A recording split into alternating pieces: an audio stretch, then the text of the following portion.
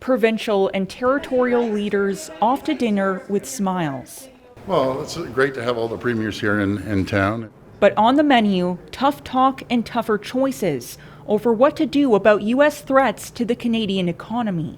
We have to make sure that we have a position of strength, not a position of weakness. Premiers are meeting for the first time in person since Donald Trump warned of 25% tariffs on Canadian goods unless security at the border is tightened. We have to be ready. We really have to be ready and ensure that as Canadians that we're united. But they don't all agree on the same approach. Ontario taking a hard line, threatening to cut energy exports to the U.S. BC warns it could do the same. The province of Ontario and the country must be ready with a robust suite of actions to respond. Others caution against countermeasures. I don't think a trade war is good for Canada. It's not good for the United States.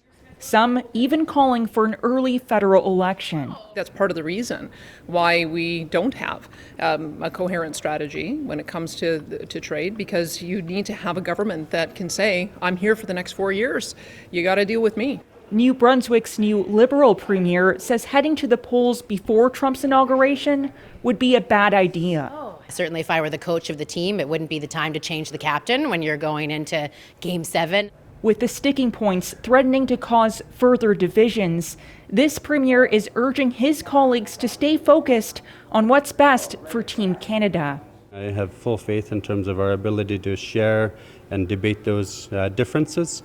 But at the end, we're all here to have a better country, to really do what we can as premiers to come together, especially during the hardest of times.